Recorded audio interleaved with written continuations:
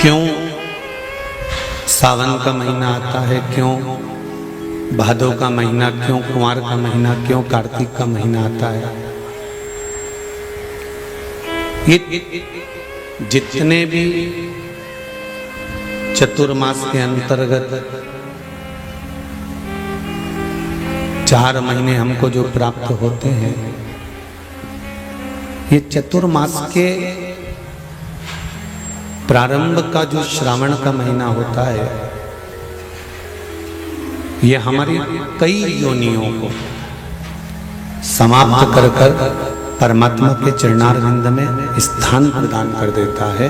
फिर हमारा बार बार जन्म नहीं होता, हम भगवान शंकर के कैलाश धाम पर जाकर सदा सदा विराजमान हो जाते हैं, सदा सदा का।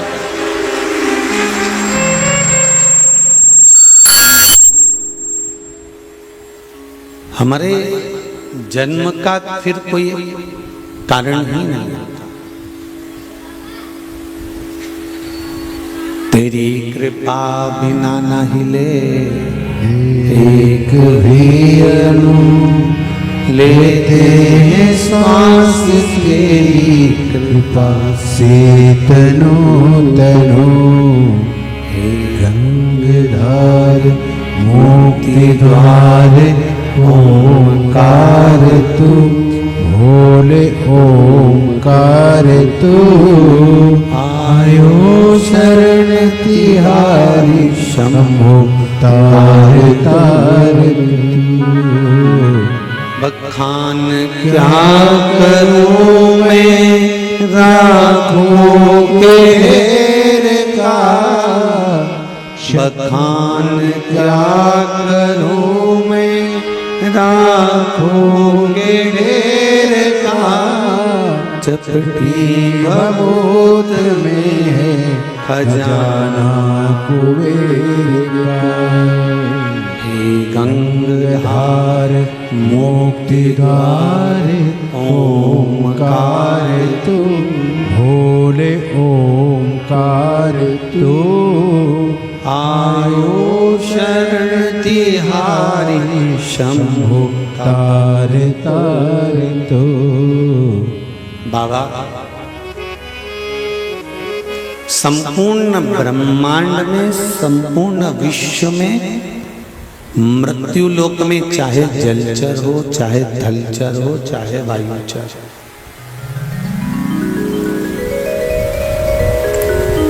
यदि भूल से भी भगवान शंकर की आराधना कर लेते हैं, भूल से,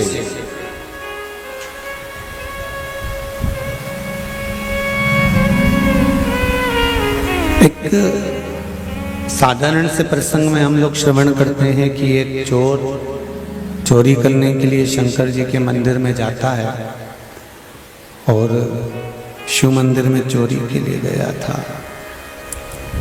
शंकर जी के मंदिर में चोरी के लिए पहुंचा था।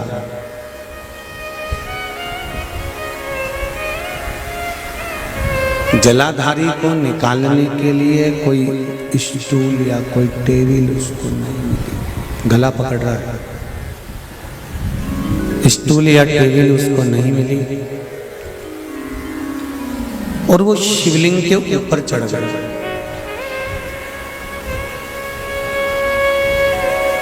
भगवान शंकर के ऊपर चढ़कर जलाधारी को खोल रहा है, निकाल रहा है। शंकर भगवान प्रकट हो जाते हैं और उसको वर देकर चले जाते हैं। अब एक साधारण सी बात पर आप स्मरण करेंगे कि चोर चोरी करने के लिए गया, उसको ये अंदाजा नहीं था कि जिसके ऊपर चढ़ रहा है वो कोई साधारण नहीं है।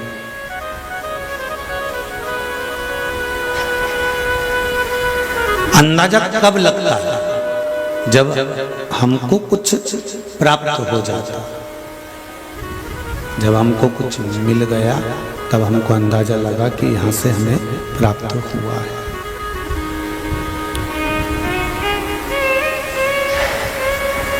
तब तक कोई अंदाजा हम नहीं लगाते। कुबेरेश्वर धाम में आप लोग आए हैं, कोई 2-3 बार आया होगा, कोई 4-5 बार आया होगा, कोई पहली बार आया होगा। यदि आप कुबेरेश्वर धाम में आए हैं और यहाँ विनती कर कर, निवेदन कर कर, बाबा से प्रार्थना कर कर जाएंगे और बाबा आपकी मनोकामना पूर्ण कर देवे, तो 3 महीने में आप वापिस आएंगे। तब तो आपके हृदय में विश्वास जागृत होगा कि हम यहाँ आए थे।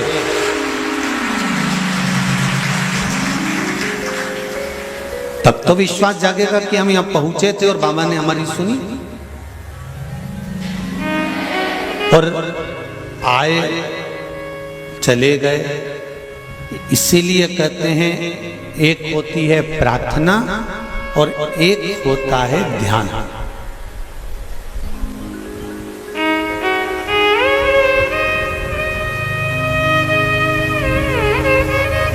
प्रार्थना और ध्यान, इन दोनों में अंतर होता है। प्रार्थना और ध्यान में क्या अंतर है कि प्रार्थना हम भगवान के सामने बैठकर उनसे अपने दिल की बात भगवान से कहते हैं, उसको प्रार्थना का। अपने मन की बात को भगवान से कह देना, ये प्रार्थना। और ध्यान किसको कहा गया? संसार सागर से मन को हटाकर बैठना और भगवान से ये दिल को जोड़ने का प्रयास करना, तार जोड़ने का प्रयास करना, इसको ध्यान कहा गया।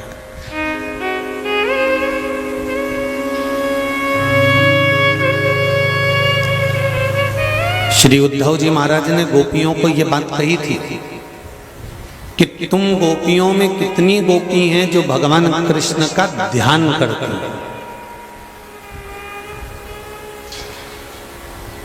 आप में से कितनी गोपियां हैं जो भगवान कृष्ण का ध्यान करती हैं?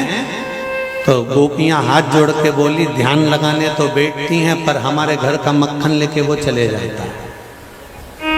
तो ध्यान हम लगाते तो हैं पर हटकर, वो नंद बाबा का छोरा है ना कृष्ण, उसमें चला जाता है। हम बैठते तो हैं, ध्यान लगाने के लिए हम बैठे, नेत्र बंद भी कर लिया, साधना भी कर ली। कई जगह तुमने टीवियों पर भी देखा होगा, लोग ध्यान करने बैठते हैं, माइक पे बोलते रहते हैं, नेत्र बंद करो, कुंडली जागृत करो, भीतर देखिए, अंतर ध्यान करिए, स्मरण करिए, इंद्रियों को अपनी ओर खींचने का प्रयास करिए, परमात्मा के मिलन की ओर जाइए। सब कुछ करा,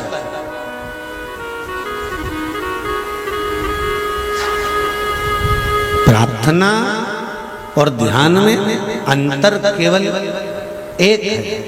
प्रार्थना में भगवान के सामने बैठकर अपने दिल की बात कही जाती है और ध्यान में भगवान भले सामने ना हो, बैठकर इस हृदय के तार को संसार से हटाकर परमात्मा की ओर ले जाया जाता है। तो गोपियां कहती हैं हम बहुत प्रयास करते हैं इस मन को परमात्मा तक ले जाने का, पर नंद बाबा का छोरा हमारे ध्यान लगाने ही नहीं देता।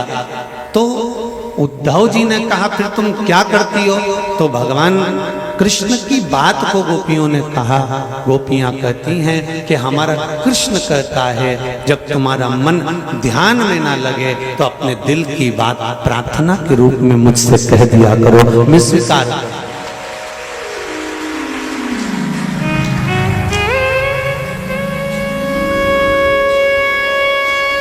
तुम अपने मन की बात मेरे से कहो, मैं स्वीकार करूंगा। तुम अपने दिल की बात मुझसे कहो, मैं स्वीकार करूंगा।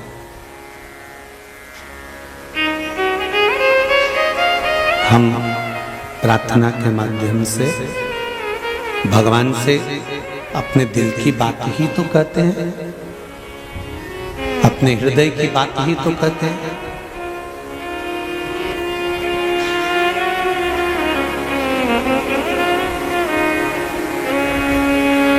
जब कहीं मन ना लगे, ये चित्त आपका कहीं जाए ना, ये मन आपका कहीं पहुँचे ना, ये हृदय आपका कहीं जाए ना।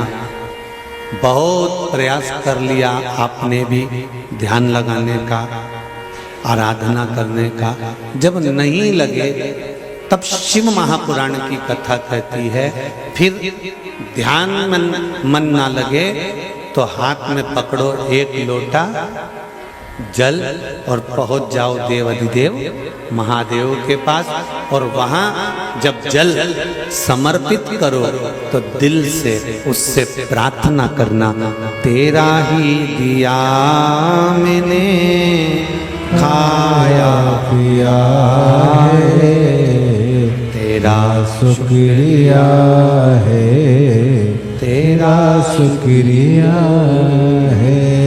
मुझे भोले बाबा ने बहुत दे दिया है, तेरा शुक्रिया है, तेरा शुक्रिया है।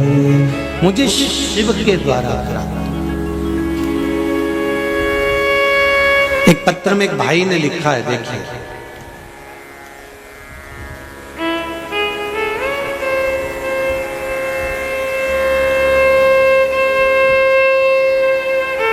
श्री अशोक गिरी गोस्वामी, स्थान कोलार रोड, कहना कुंज, फेस नंबर 2, भोपाल। आप इन लिखा, दोनों हाथ हिला दो एक बार। अच्छा, पीछे बैठे हैं क्या? अशोक गिरी जी जहां बैठे हो हाथ हिला दो जरा एक बार, दिख जाओगे। अच्छा, बिल्कुल पीछे, ठीक है, दिख गए, ठीक है, हाँ दिख गए बाबू, ऐसे हाथ हिला दो एक बार, हाँ ठीक है। हर हर महादेव।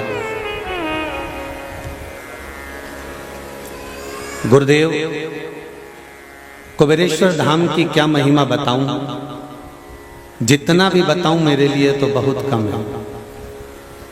जब भी कुबेरेश्वर धाम आता हूं, बाबा मुझे खाली हाथ नहीं जाने देते। जब भी आया हूं, बाबा ने मुझे कुछ ना कुछ दिया है। उन्होंने अपने दरबार से मुझे खाली हाथ नहीं लौटाया है। अब तो मेरा उनके साथ पिता और पुत्र जैसा संबंध हो गया। बहुत बहुत धन्यवाद। अब तो मैं पिता के पास कुछ ना कुछ लालच से पहुंच ही जाता हूं, जैसा मानो एक लालच सा आ गया। आज मैं फिर बाबा से मांगने बाबा के दरबार आ गया हूं। आज मैं 3 महीने में 5वीं बार बाबा के दरबार को प्रणाम करने के लिए पहुंचा। लाइन भी लिखी है, तेरा ही दिया मैंने खाया पिया है, तेरा शुक्रिया है, तेरा शुक्रिया है। ये बैठो, शिव कृपा होती ही कुछ है, उसकी कृपा भी ना कुछ भी नहीं। माइक चेंज कराएगा, आवाज पकड़ रहा है। उसकी कृपा बिना कुछ भी नहीं हो सकता। अगर उसने बुलाया है आपको, आमंत्रित करा है उसने आपको, यदि आपको आमंत्रित करा, बुलाया, तो कुछ देने के लिए ही बुलाया होगा। खाली नहीं जाओगे कुबेरेश्वर बाबा के दरबार में, ये निश्चित है। बस ये जरूर है कि ये कथा ऑनलाइन है, अपने घरों पर सुनो, मोबाइल पर सुनो, आस्था चैनल पर सुनो, क्योंकि पानी भी आता है कथा के मध्य में, ऐसा नहीं है। जिस जगह से व्यासपीठ से कथा चल रही है, इसको कुबेरेश्वर बाबा का स्मरण कर कर सुनो, धारण कर। जब यहाँ से जाओ तो बाबा से निवेदन कर कर जाना कि बाबा, सुना है हमने कि तू 3 महीने में वापिस बुला लेता है, इसलिए तेरे दरबार में आए हैं कि तू कृपा करेगा तो हम वापिस। तेरा ही दिया मैंने खाया पिया है, तेरा शुक्रिया है, तेरा शुक्रिया है। मुझ में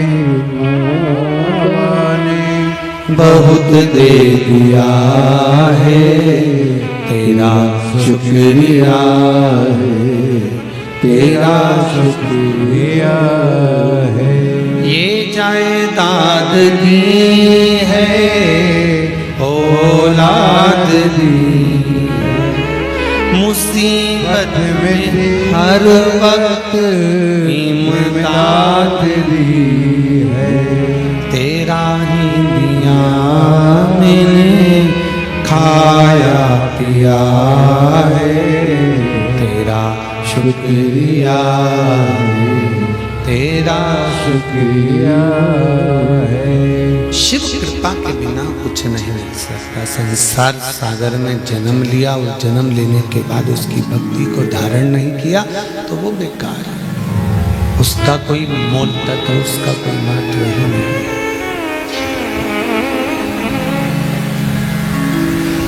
महाराज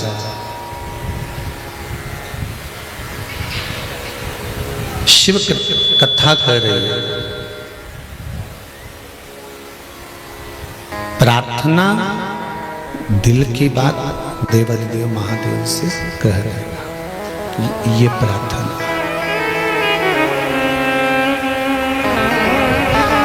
और ध्यान लगाकर बैठ जाना पर परमात्मा से लगन लगी कि नहीं लगी, तार जुड़ा कि नहीं जुड़ा, ये नहीं मालूम। ये हमको ज्ञात नहीं है कि तार जुड़ा कि नहीं जुड़ा, पर प्रार्थना में एक चीज जरूर है कि हम अपने मन से कहकर, अपने दिल के भाव भगवान से कहकर हल्के हो गए।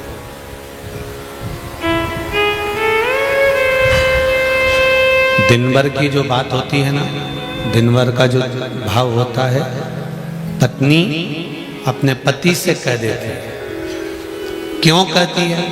पति उसको चिल्लाता है तो जरा जरा सी बात मुझे मत बताया कर, बोलो सही है कि गलत है?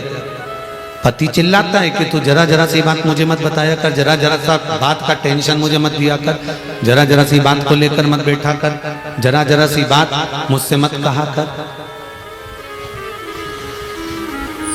पर जिसको वो ज्यादा मानती है, जिसको वो ज्यादा जानती है, जिसके प्रति वो पूर्ण समर्पित होती है, क्या वो उससे अपने दिल की बात नहीं कह सकती? अरे बोलो तो जम के, कह सकती है ना। तो पति का क्या फर्ज है? सुने,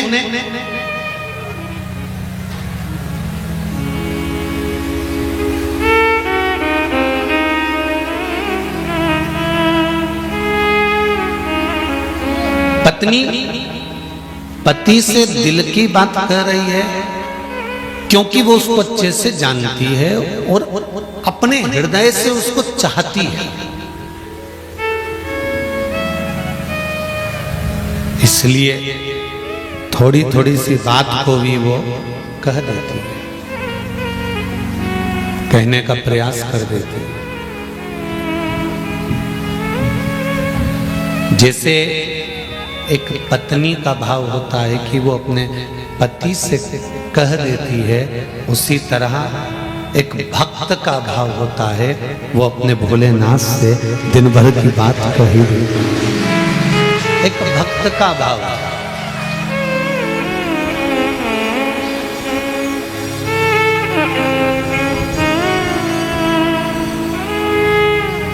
महाराज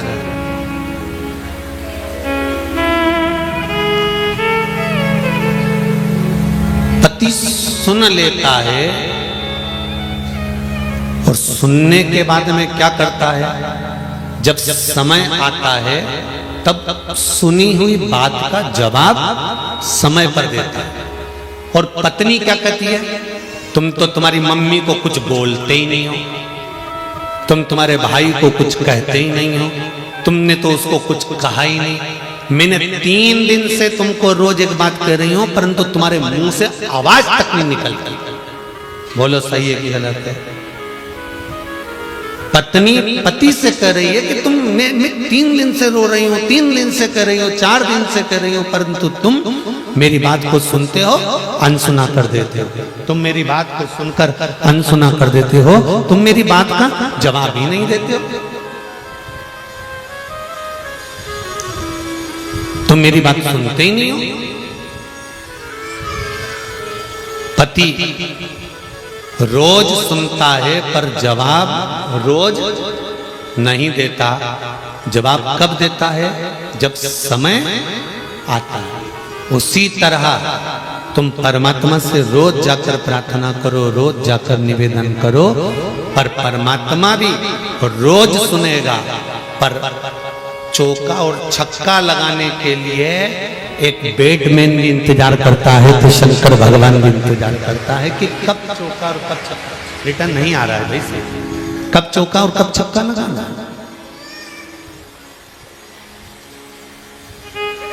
वो इंतजार करते हैं। भगवान भी इंतजार करता है कि कब मुझे इसको क्या प्रदान करना है, कब मुझे इसको क्या देना है। थोड़ा समय का इंतजार करो, थोड़ा सा इंतजार करना पड़ेगा, फिर जब समय आएगा तो भगवान खुद उपत कर कुछ ना कुछ दे देगा। तो प्रार्थना में और ध्यान में अंतर है। प्रार्थना में हम दिल की बात महादेव से करें,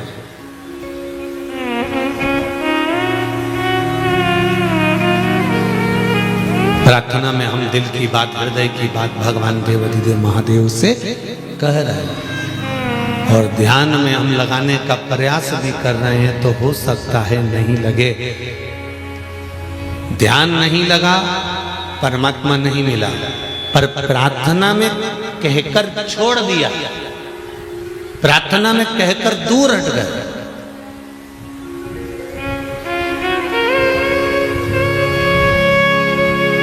और कहकर छोड़ देने के बाद में अब आगे उसकी मर्जी। अब सौंप दिया इस जीवन का सब भार तुम्हारे हाथों। ये बंद पड़े।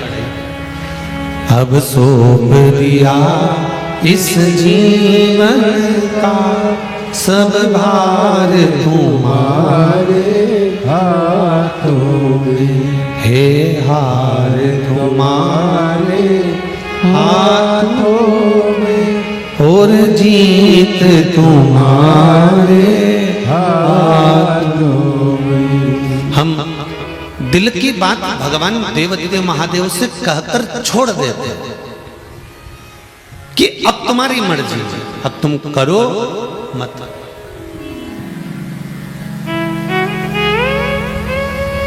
एक बड़ा सुंदर संवाद, ध्यान देना।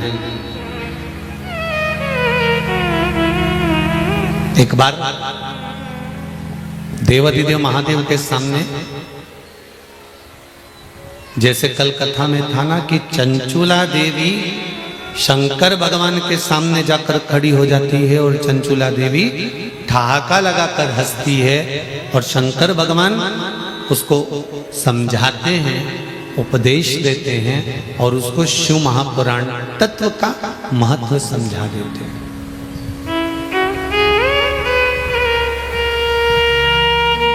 उसी तरह जिस नंदी पर भगवान शंकर बैठकर जाते हैं, उस नंदी की धर्म पत्नी जिसका नाम है सुयशा। नंदी की धर्म पत्नी का नाम क्या है? सुयशा।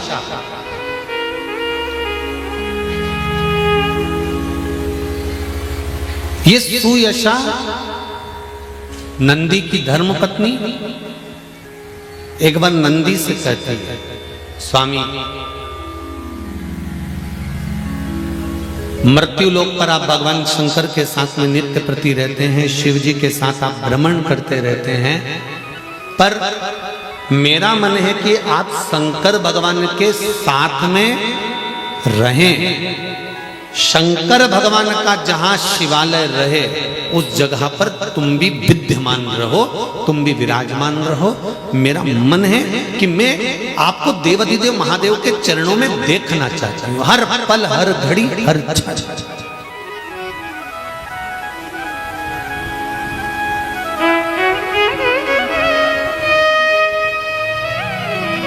देखिए, श्रावण शिव महापुराण के महत्व को समझिएगा जरा। श्रावण शिव महापुराण के महत्व को समझिए और श्रावण शिव महापुराण के इस महत्व को जानने का प्रयास करिएगा कि भगवान शंकर के संवाद में भगवान शंकर के चरणों का स्मरण सुयशा कैसे करती है और सावन के महीने की पूजन कर कर सुयशा अपने पति नंदीश को, अपने पति नंदी को ऐसा आशीर्वाद दिला देती है जिसके कारण शंकर भगवान के मंदिर में नंदी भी विराजमान हो जाता है। जैसे शिव की पूजन होती है वैसे नंदी की, जैसे शंकर भगवान की पूजन हो रही है वैसे नंदी की पूजन।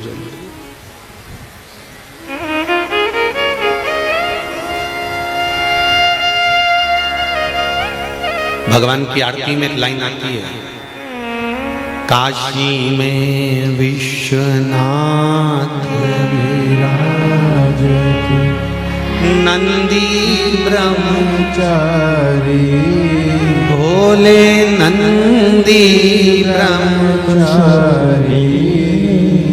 नित उठ भोग लगावत, नित नित दर्शन पावत, महिमा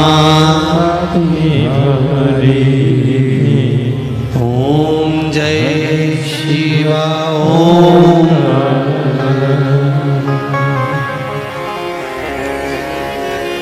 ध्यान दीजिए ना जरा, कल कथा में कहा था आधा भार पति उठाता है और आधा भार, जम के बोलो, धर्म पत्नी उठाती है। आधा भार पति उठा रहा है, आधा भार धर्म पत्नी उठा रही है।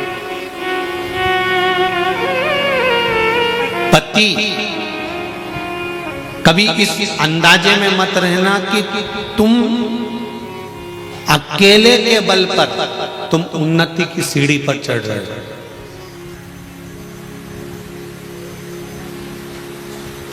शिव महापुराण की कथा कहती है, नारी और पुरुष का आधा शरीर पुरुष का स्त्री का होता है और आधा पुरुष का होता है। उसी तरह स्त्री का भी आधा स्वरूप पुरुष का होता है, आधा स्त्री का होता है, जिसको कहते हैं अर्धनारीश्वर महादेव।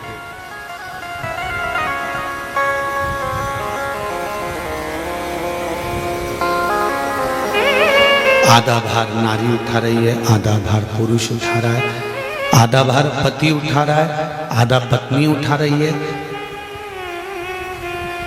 पति की उन्नति की सीढ़ी में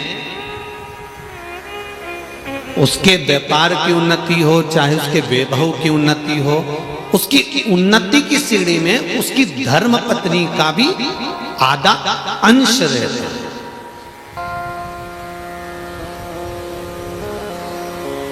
पर व्यक्ति यह भूल जाता है, व्यक्ति को यह भान नहीं हो पाता। एक कथा पहले कही थी, आपको स्मरण होगा, एक नौकर छुट्टी लेकर चले गए, सेठ जी को बताया नहीं और चले गए। 15 दिन तक नौकर नहीं आया तो सेठ जी को लगा कि नौकर की तनख्वाह कम थी इसलिए भाग गया होगा। एक काम करता हूं, मैं तनख्वाह बढ़ा देता हूं। सेठ जी ने उसकी तनख्वाह बढ़ा दी, नौकर आया और काम पर लग गया। 6 महीने के बाद नौकर फिर चले गया, 20 दिन तक नहीं आया। सेठ जी को गुस्सा आया, मैंने इतनी सारी तनख्वाह बढ़ाई इसकी और बढ़ाने के बाद भी ये तो छुट्टी करके बैठ गया, कुछ भी हो जाए इसकी तनख्वाह आज से कम कर दो। सेठ जी ने कम कर दी, नौकर फिर आ गया। सेठ जी ने 2 महीने के बाद कहा कि तेरे 15 दिन तू नहीं आया था तो तेरी तनख्वाह बढ़ा दी थी, अभी नहीं आया तो तेरी तनख्वाह घटा दी। तू कुछ मुंह से बोला ही नहीं, तनख्वाह बढ़ी तो कम से कम धन्यवाद तो देना था कि साहब बहुत अच्छी बात है, आपने मेरी तनख्वाह बढ़ा दी। और मैंने तनख्वाह कम कर दी तो भी तू नहीं बोला कि आपने तनख्वाह कम कर दी, आखिर क्यों नहीं बोलता? तो इतने में उस नौकर ने कहा, सेठ जी मैं गुरु के चरणों में रहता हूँ, गुरु के चरणारविंद की कथा का रस तत्व ग्रहण करता हूँ। मेरे गुरुजी ने कहा था जब परिवार का कोई सदस्य बढ़ता है तो भगवान उसके भाग्य का धन देना चालू कर देता है, और जब परिवार का कोई सदस्य घटता है तो भगवान उसके भाग्य का धन कम करना चालू कर देता है। जब मैंने 15 दिन की छुट्टी ली थी तब मेरी पत्नी के गर्भ से एक बेटे ने जन्म लिया था। मैं आया, मेरी तनख्वाह बढ़ गई। मैं जान गया कि भगवान ने मेरे यहाँ एक सदस्य बढ़ाया तो तनख्वाह बढ़ा दी। फिर 6 महीने के बाद मेरी माताजी शांत हो गई, मैं वापस नौकरी पर आया, आपने मेरी तनख्वाह कम कर दी। मैं समझ गया कि घर में से एक व्यक्ति गया तो उसके भाग्य का धन भी गया। शास्त्र कहता है कि हमारे घर में अगर कोई अतिथि, कोई मेहमान, कोई व्यक्ति आ भी रहा है तो हमें हमारे भाग्य के साथ में उस अतिथि के भाग्य का धन भी प्राप्त हो रहा है, हमें दूसरे के भाग्य का धन भी प्राप्त हो रहा है, मिल रहा है।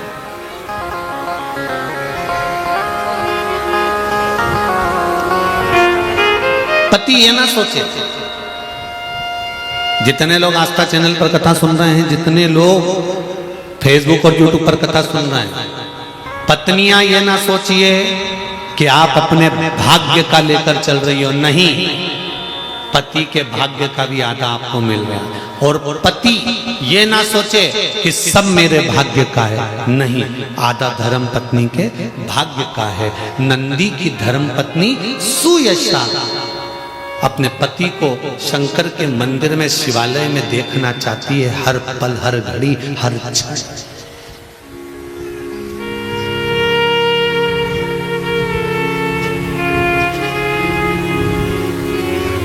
मेरा विश्वास कहता है दुनिया की कोई धर्म पत्नी ऐसी नहीं होगी जो पति को मय खाने में देखना पसंद करेगी। दुनिया की कोई पत्नी ऐसी नहीं होगी जो पति को मदिरा की दुकान पर देखना पसंद करेगी। दुनिया की गरीब से गरीब अगर स्त्री है, शादीशुदा नारी, अपने पति को अगर देखना पसंद करेगी तो उन्नति की सीढ़ी पर चढ़ता हुआ देखना पसंद करेगी, नीचे नहीं।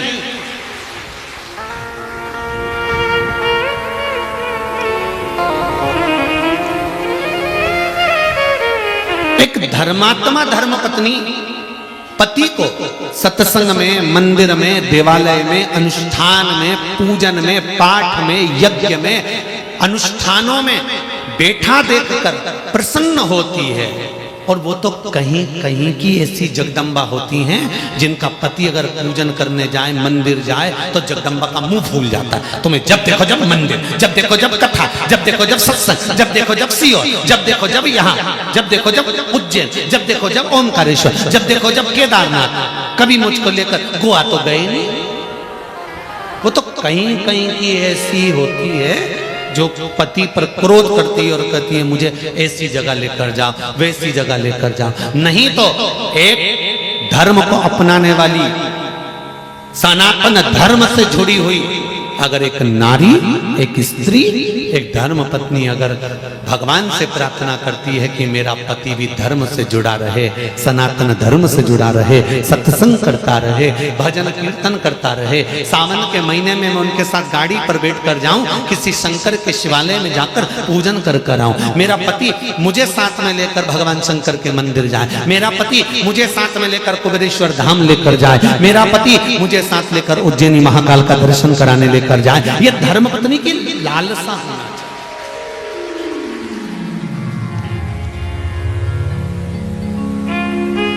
वो तो कहीं कहीं की होती है ऐसी, हम सबकी नहीं कह रहे हो, वो तो कहीं कहीं की एक भारी होती है जिसको पूजन पाठ से कोई मतलब नहीं होता,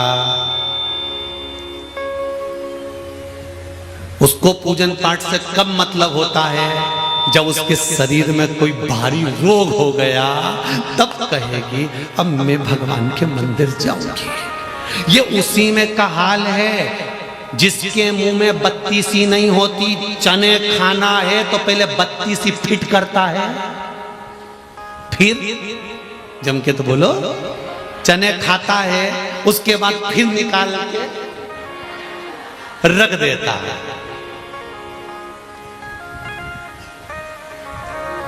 चने खाना है तब बत्ती सी लगाई और चने खा लिए, बत्ती सी फिर ब्रश से घिस के पानी के कटोरे में फ्रिज में धर दो।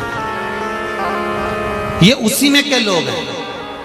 जब भगवान से काम पड़ता है, शरीर में रोग आ गया, बीमारी आ गई, कोई टेंशन आ गया, कोई घाटा लग गया, कोई दुख आ गया, तो ये बत्ती सी नहीं लगाए चने खाते समय फिर निकाल के रख दें।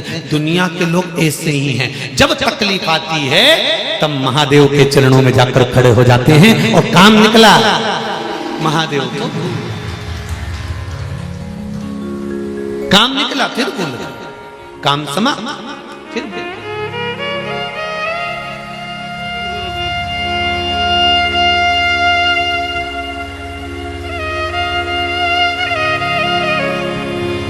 अब फायदा देखिए, बत्ती सी अगर पूरे समय लगी रहेगी तो पापड़ भी तो खा सकते हो।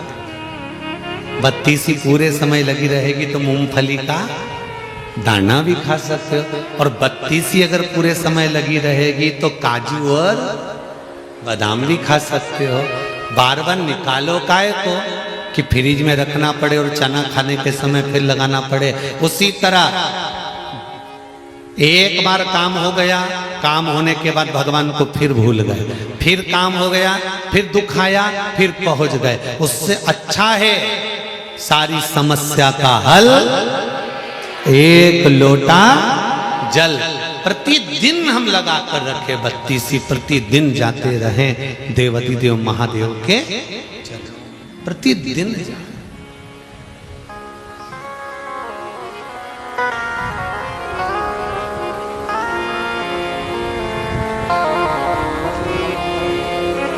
शिव कथा करेगा।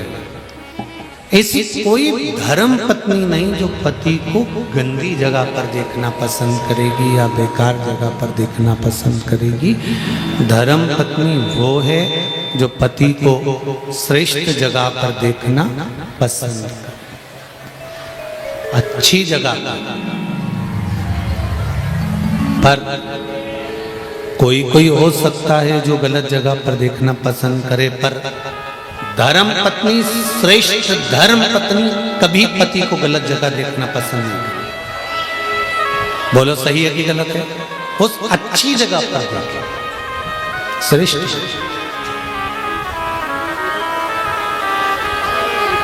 सुयशा ने श्रावण का पहला दिन और सुयशा नंदी को बिना बताए, नंदीश्वर को बिना बोले, नंदीश्वर को, नंदी को सुयशा ने पहले ही कह दिया था कि श्रावण लगते ही मैं शिवलिंग का निर्माण करूंगी और उसका पूजन करूंगी।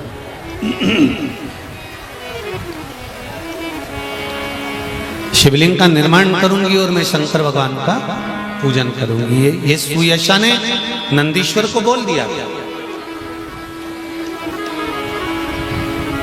शंकर के मंदिर जाने से पहले, शंकर भगवान का स्मरण करने से पहले, शंकर भगवान का पूजन अभिषेक करने से पहले ये हमारा फर्ज है कि हम घर के बड़ों को, पति को, पत्नी को, माता पिता को ये बात कह दें कि कल से श्रावण का महीना लग रहा है, मैं व्रत करूंगी, पूजन करूंगी, या मैं शंकर जी के मंदिर जाऊंगी, या मैं शंकर भगवान का स्मरण करूंगी, या मैं बेलपत्र समर्पित करूंगी, या मैं शंकर भगवान को दिया लगाने जाऊंगी या अनुमोदन करने जाऊंगी।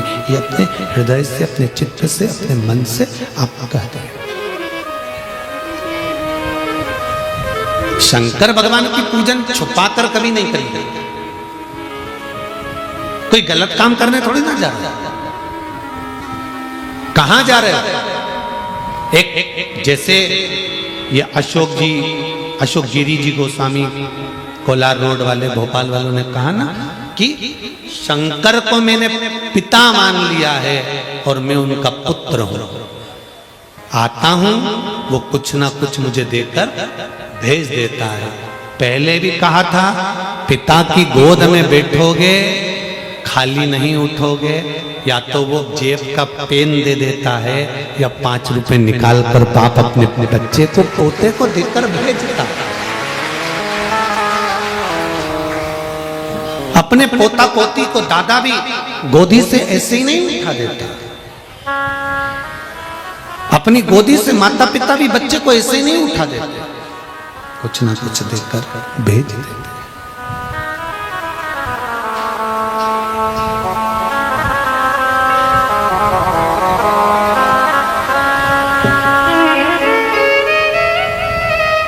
शंकर भगवान की आराधना छुपाकर नहीं करी जाती। बता दो सबको, श्रावण का महीना चल रहा है, मैं शंकर जी के मंदिर जाऊंगी। परिवार वाले कहेंगे पहले तो 1 लोटा लेके जाती थी, अब 2। कह देना वो सियोर वाला पगला है ना, इसी ने बताया। ठीक है,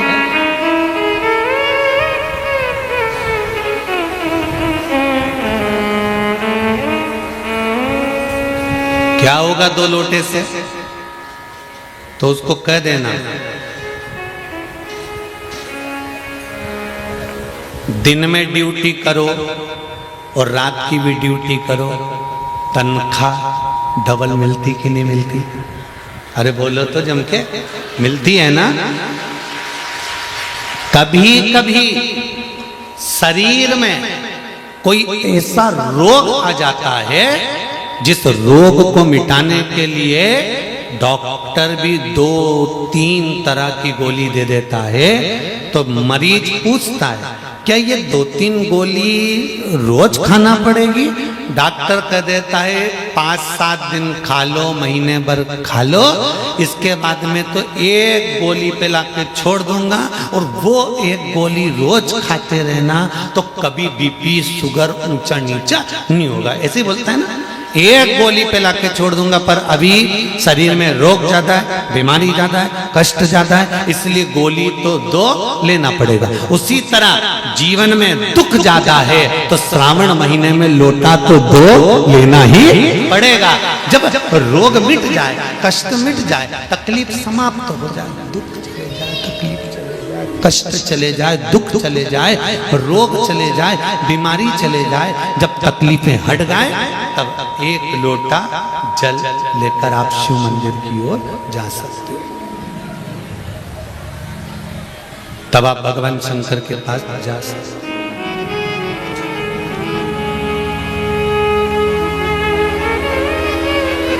तब आप भगवान देवादिदेव महादेव के चरणों में जा सकते। अभी कितना लेकर जाना है? अरे जम के तो बोलो। पूरे सावन के महीने में कांवड़ जैसा जल, और 2 हाथ में लेकर नहीं जा सकते तो लोटे के ऊपर कलश पर कलश।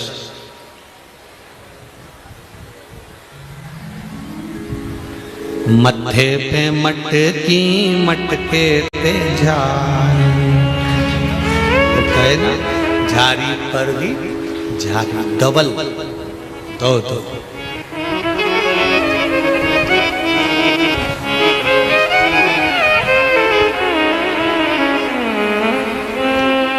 महाराज,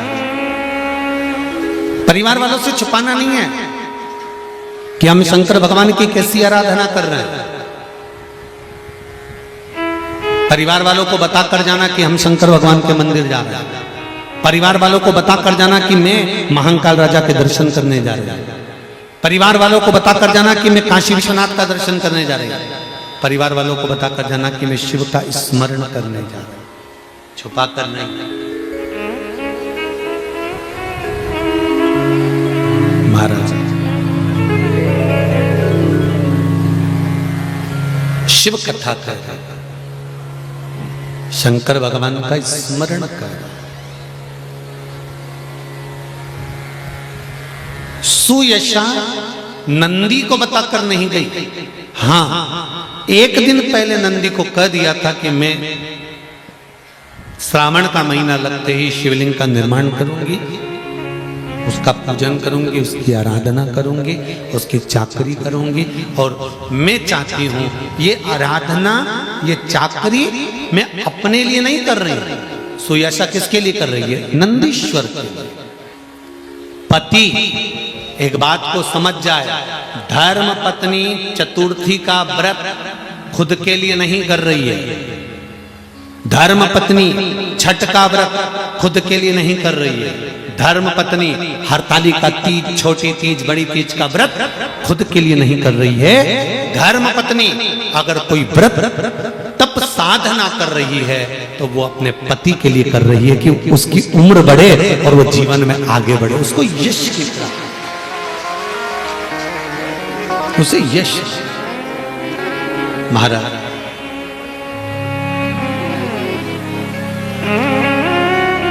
श्रावण महीने की आराधना करने में एक नंदी की धर्म पत्नी, क्या नाम था? सुयशा, और दूसरी भगवान शंकर की बहू देवसेना और वल्ली देवी। कौन सी देवी? वल्ली। देवसेना और वल्ली देवी कार्तिकेय महाराज की धर्म, कार्तिकेय महाराज ये दो, और एक सुयशा महाराज। चलिए पार्थिव शिवलिंग का निर्माण करा, पूजन करी, आराधना करी, और पूजन आराधना कर कर सुयशा भगवान शंकर से रोज प्रतिदिन प्रार्थना करती है, प्रतिदिन प्रार्थना करती है, प्रतिदिन निवेदन करती है, प्रतिदिन चरणों को नमन कर कर विनती करती है, प्रतिदिन। शंकर भगवान के मंदिर में श्रावण महीने में अगर जल चढ़ाने के लिए जाओ, वापिस जब लौट कर आ रहे हो उस समय पर शंकर भगवान को एक बार पीछे से मुड़कर देख कर फिर विनती कर कर वापिस चल दो। वापिस एकदम जल चढ़ाया, कलश लिया, धड़ धड़ धड़ धड़ धड़ धड़ धड़ के साइड नहीं जाना है। जाते जाते भी एक बार फिर उससे निवेदन करते हुए चले जाना कि बाबा तेरी शरणागति में आकर पड़ी हूँ, तेरे चरणों में आकर पड़ी हूँ, तू कृपा करेगा, तू दया करेगा, तेरी कृपा होगी तो मैं पुनः फिर तेरे मंदिर में आकर विराजमान होंगी, तू कृपा करेगा तो। तेरी कृपा बिना न हिले एक भी अणु, लेते हैं श्वास तेरी कृपा से तनो तनो। तेरी कृपा होगी तो ये कार्य होगा।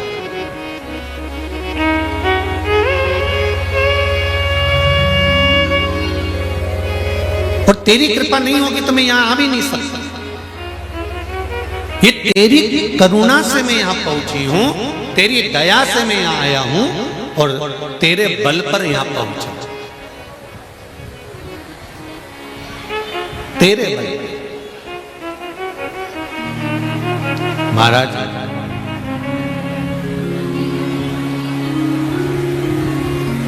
शिवलिंग का निर्माण करा, पूजन करी, आराधना करी। शंकर भगवान सामने आकर प्रकट हो गए, देवाधिदेव महादेव आकर सम्मुख में प्रकट हो गए। और जैसे ही श्रावण के पहले दिन से जो आराधना करते करते करते करते करते करते करते करते भगवान शंकर का पावन अवसर आया।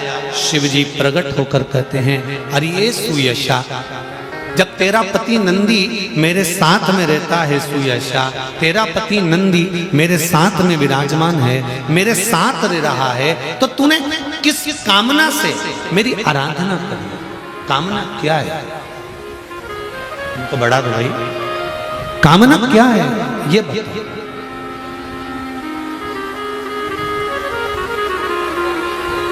तुम किस कामना से,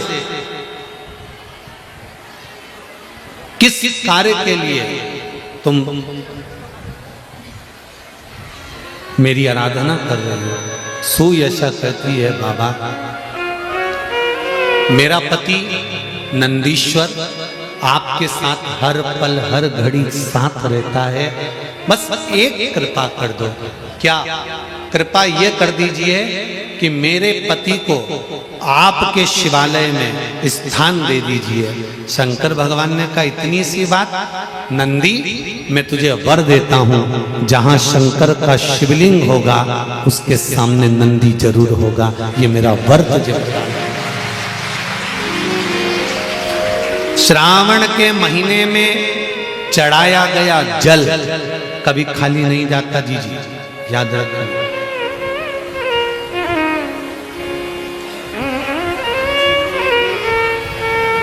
श्रावण के महीने में आप लोग कुबेरेश्वर धाम आए हो, खाली नहीं जाएगा शिव के।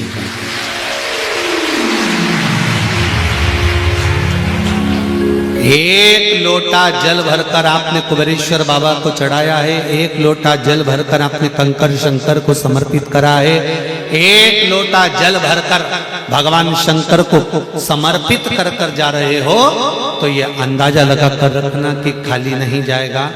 इसका नाम कुबेरेश्वर महादेव है। जरा विचार करिए, इतना बड़ा टेंट गिरा, अगर यही टेंट दिन में गिरता तो ना जाने कितनों को ले बैठता, पर तलवार के घाव को उसने सुई पर ले लिया था। तो कहते हैं ना, बड़े घाव को भी थोड़े पर निकाल देता है, वो कुबेरेश्वर महादेव है, वो महाकाल राजा है, कोई साधारण नहीं हो सकता। सहज नहीं है। कहा, सुयशा नंदी को मैं वर देता हूं कि वो मेरे मंदिर में विराजमान होगा, मेरे सम्मुख में विराजमान होगा। और जितने भी लोग शंकर के मंदिर में जाते हैं, मैं उनसे एक निवेदन करना चाहूंगा, जितने लोग शिव के मंदिर में जाते हैं, आस्था चैनल के माध्यम से, फेसबुक यूट्यूब के माध्यम से जितने लोग कथा सुन रहे हैं, उन सबसे निवेदन करना चाहूंगा कि भगवान शंकर के मंदिर में नंदी को देखकर हमें कुछ सीखना चाहिए कि नंदी मंदिर के अंदर है, उसकी दृष्टि, उसके नेत्र शंकर भगवान की ओर है। तो मंदिर जाने वालों को नंदी सीख देता है कि जब भी मंदिर में आओ, मेरे जैसे आना, जैसे मैं शंकर को देखता हूं उसी को देखकर जाना, संसार को नहीं। नंदी सीख देता है कि मेरे जैसे बनना मंदिर में आने के बाद। शंकर के मंदिर से, शंकर के शिवालय से, मेरे भोलेनाथ के मंदिर से सीख मिलती है कि नंदी शंकर भगवान को ताकता रहता है, देखता रहता है। कभी तुमने किसी नंदी का फोटो नहीं देखा होगा जो भगवान शंकर सामने है और नंदी यूं मुड़ के देख रही हो, देखा?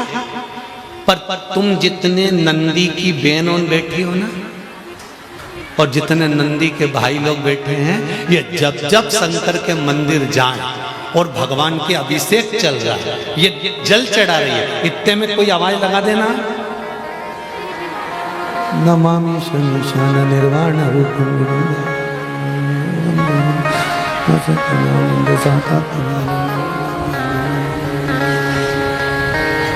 तुरंत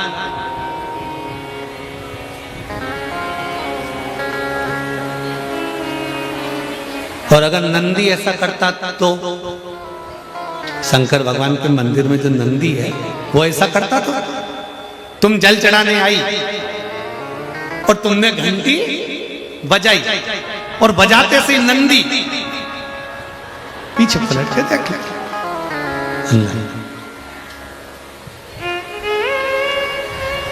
नंदी की एकाग्र चित्ता, नंदी की एकाग्र दृष्टि सिद्ध कर देती है कि महादेव तुमको प्राप्त जरूर होगा, ये निश्चित है। ये नंदी की एकाग्र चित्ता करती है, नंदी की एकाग्र दृष्टि करती है कि शिव मिलेगा, ये निश्चित है। शंकर प्राप्त होंगे, ये निश्चित है। शिव मिलेंगे, ये निश्चित। शंकर मिलेंगे, ये निश्चित। प्राप्त होंगे, ये निश्चित।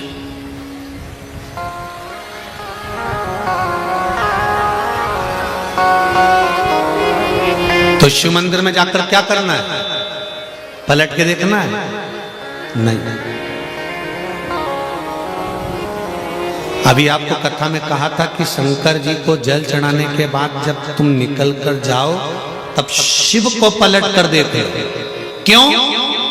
हो सकता है पूजन करते समय, जल चढ़ाते समय, आराधना करते समय, दिया लगाते समय, भगवान को भोग लगाते समय हमको थोड़ा सा अहंकार आ गया हो कि मैं आती हूँ, पोछा लगाती हूँ, कितनी गंदगी करके रखते हैं सब, वो तो मैं नहीं आऊँ तो पोछा ही नहीं लगे, मैंने साफ करा, मैंने दिया उठा कर रखा, मैंने बेलपत्री उठा कर रखी, मैंने ये कार्य किया। नहीं, तुमने ये कार्य नहीं करा। शंकर भगवान ने अपनी सेवा के लिए तुमको छांट कर रखा। इसका अहंकार नहीं होना चाहिए, इसका गौरव उत्पन्न होना चाहिए।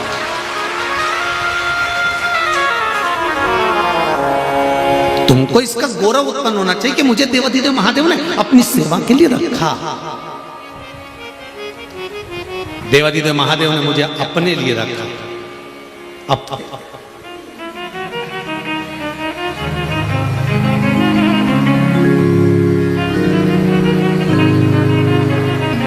महाराज नंदी से सीख लो। जितने लोग बाहर खड़े हैं, पानी आ रहा है, आपसे निवेदन है टीन शेड में चले जाओ। जो शेड बना हुआ है टीन का, कथा ही तो सुनना है आपको, आराम से आप वहां बैठकर सुनिए, गीले मत होइए। और जो लोग बैठे हैं वो अपने आनंद के साथ बैठे, टीन शेड में जाकर बैठ जाए, गीले मत हो। हर हर महा शंभो शरणे घड़ी माघो घड़ी रे घड़ी दुख काटो दया करी दर्शन आपो।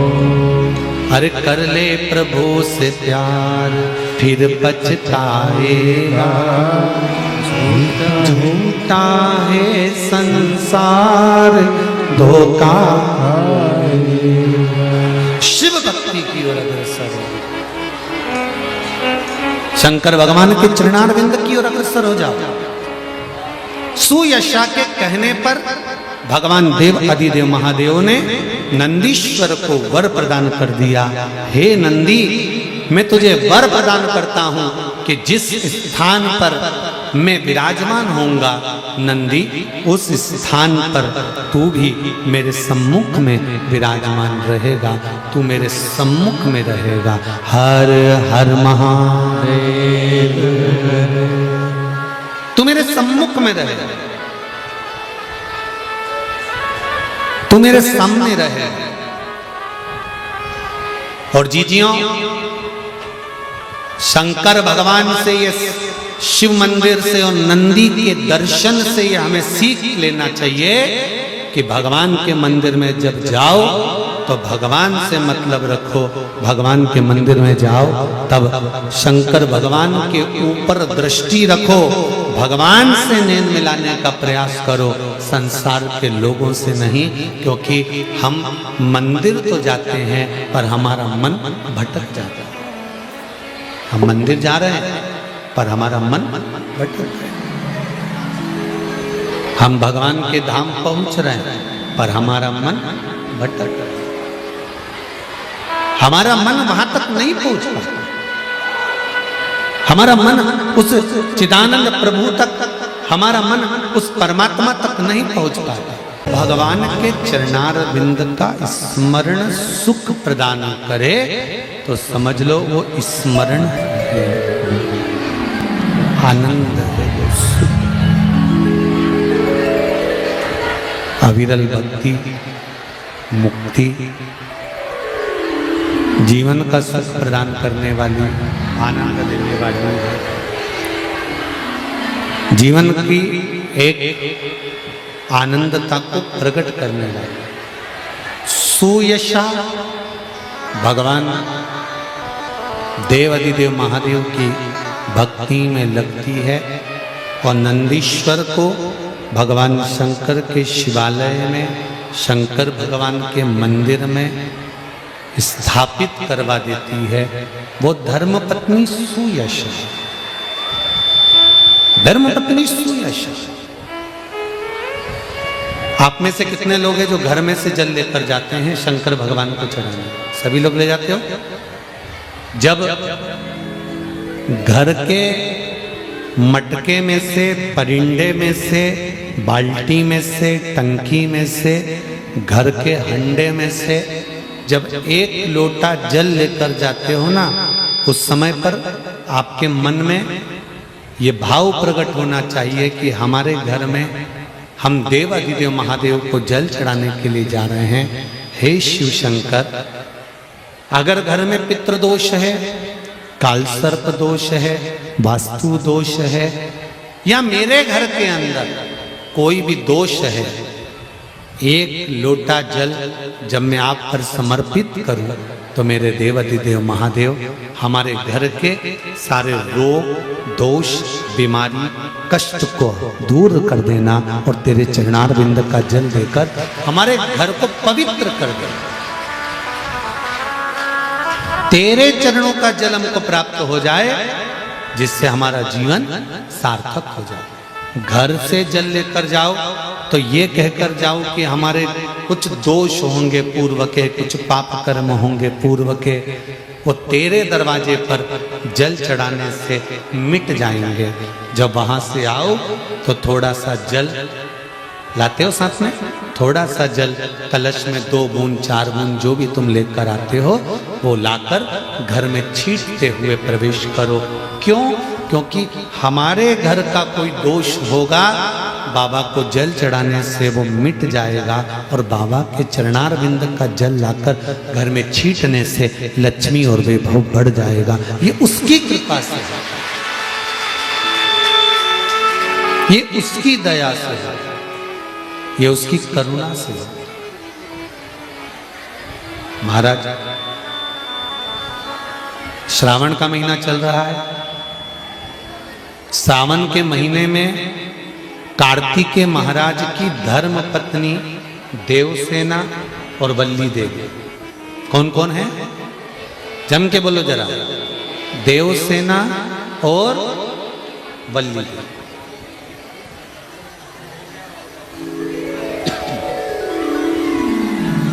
देवसेना और वल्ली देवी, ये कार्तिकेय महाराज की 2 धर्म पत्नी हैं। इन्होंने शंकर भगवान की आराधना कब करी थी? तो कहा जिस समय पर माता पार्वती शंकर भगवान के साथ में चौसर खेलती हैं और चौसर खेलते समय पर शंकर भगवान हार जाते हैं, नीलकंठ पर जाकर बैठ जाते हैं। नीलकंठ पर से भगवान शंकर कार्तिकेय जी से बात करते हैं। भगवान विष्णु स्वयं पासा बनते हैं, रावण निर्णायक बनता है और कार्तिकेय के कहने पर वापिस पुनः शंकर भगवान चौसर खेलने के लिए माता पार्वती के साथ बैठ जाते हैं। फिर वापिस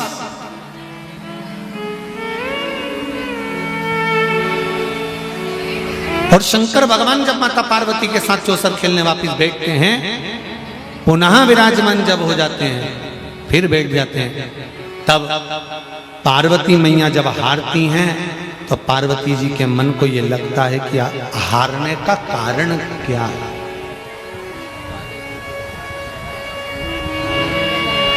आज हमारे भी संपूर्ण मध्य प्रदेश के चुनावों का निर्णय आना है। किसी की हार होगी और किसी की जीत होगी, पर जो जीत गए उनसे निवेदन है तुम्हारे भीतर यह अहंकार नहीं आना चाहिए कि हमें जीत मिल गई, और जो हार गए उनके भीतर यह भाव प्रकट नहीं होना चाहिए कि आंख में आंसू भर जाएं या विचार करा जाए कि क्यों हारे। हारने का कारण ढूंढना है कि कारण क्या है कि जो हमारी हार हुई उसका कारण क्या है, उसका कारण क्या है। अभी पहले कथा में भी कहा, आप आए नहीं और सुबह हो गई, मेरी पूजा धरी रह गई। कारण क्या था, क्यों नहीं आए। हम शंकर जी के मंदिर जाते हैं, हम जल चढ़ाते हैं, हम पशुपति व्रत करते हैं, हम शंकर भगवान को बेलपत्र समर्पित करते हैं, हम शंकर भगवान को चावल का दाना समर्पित करते हैं, हम शंकर भगवान की आराधना करते हैं। इसके बाद भी शंकर भगवान हमारी क्यों नहीं सुन रहा। और जैसा तुम करते हो वैसा की वैसे तुमने अपने रिश्तेदार को बताया, वैसा की वैसे पशु प्रतिव्रत तुमने दूसरे को बताया, वैसा की वैसे नियम तुमने दूसरे को बताया, और दूसरे ने करा और उसका हो गया, और तुमने करा नहीं हुआ, उसका कारण क्या। जीतने की कतार पर थे, हार गए, कारण क्या, क्या कमी रह गई, क्या हो गया ऐसा, क्यों नहीं जीते। हमको अपने भीतर की कमी को छांटना है, हमको अपने भीतर के कुछ कमियां होंगी उसको सम्मुख में प्रकट करना। अब जरा विचार करना है, पूरे भारत की भूमि पर भगवान शंकर के पुत्र श्री गणेश जी महाराज की पूजन होती है। बोलो सही है कि गलत है। पूरे विश्व में भगवान श्री गणेश जी महाराज की पूजन होती है, पर कहीं तुमने सुना कि कार्तिकेय जी की कहीं पूजन हो रही है। अरे बोलो जम के। हाँ, शंकर भगवान का कहीं परिवार है, शिवलिंग रखा है, पार्वती जी बैठी है, गणेश जी बैठे हैं, कार्तिकेय जी बैठे हैं, तो कार्तिकेय जी की पूजन हो गई। पर वैसे कार्तिकेय जी के पूजन का कहीं वर्णन मिला हो कि कार्तिकेय जी की पूजन यहाँ, हाँ दक्षिण में भले कार्तिकेय जी की पूजन अय्यप्पा स्वामी के नाम से हो जाती है, पर और कहीं तुमने सुना कि मध्य प्रदेश में यहाँ कार्तिकेय जी की पूजन हो रही है, या उत्तराखंड में, या यूपी में कहीं, या गुजरात में कहीं, या हिमाचल हरियाणा पंजाब कहीं कार्तिकेय का स्मरण। नहीं नहीं नहीं, क्यों, कमी क्या रह गई थी कार्तिकेय में, क्या कमी थी कार्तिकेय में कि कार्तिकेय बाबा की पूजन होती नहीं कहीं। कारण क्या है, देवसेना और वल्ली देवी कार्तिकेय जी की दो धर्म पत्नियां, दोनों के मन में ये बात खली। एक बार वल्ली देवी और देवसेना रिद्धि सिद्धि के पास बैठी, गणेश जी महाराज की जम के बोलो धर्म। अब वल्ली देवी और देवसेना कार्तिकेय जी की धर्म पत्नी है, रिद्धि और सिद्धि गणेश जी की धर्म पत्नी है, बैठी हुई थी।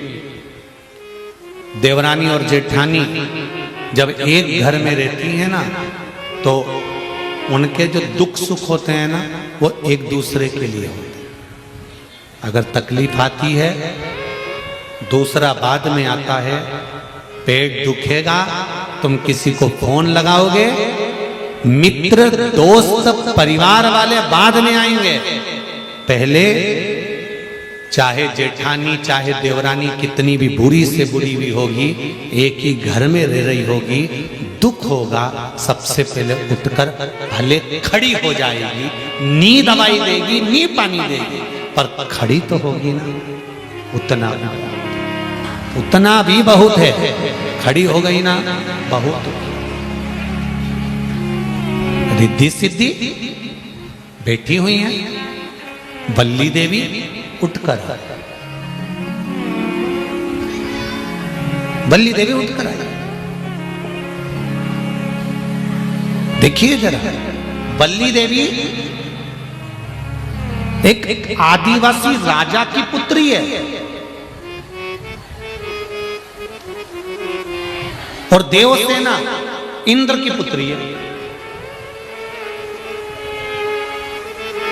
बल्ली देवी उठकर आई। बल्ली देवी ने आकर रिद्धि से पूछा, हे रिद्धि, एक बात पूछना है तुमसे, तुम उत्तर दोगी क्या? रिद्धि ने कहा, ऐसी कौन सी बात है जो आज मेरी जेठानी मुझसे पूछ रही है? क्या कारण है ऐसा? क्या बात है ऐसी? पूछो। रिद्धि,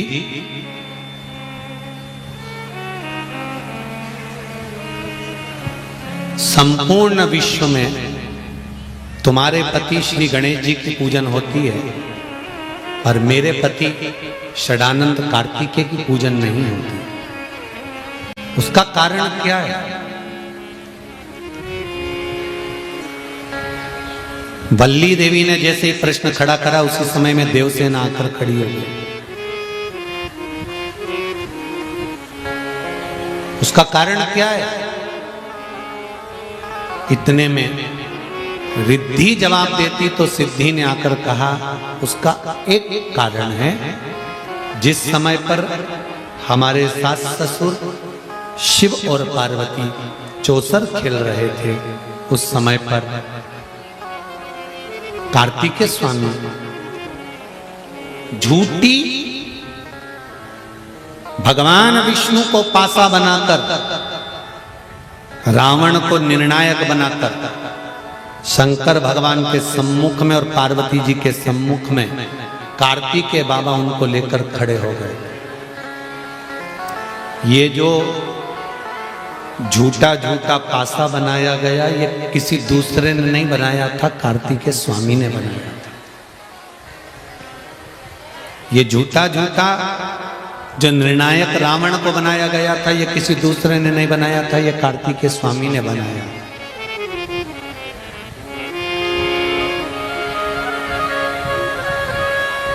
क्या कारण है, उस कारण को जानना बहुत जरूरी है।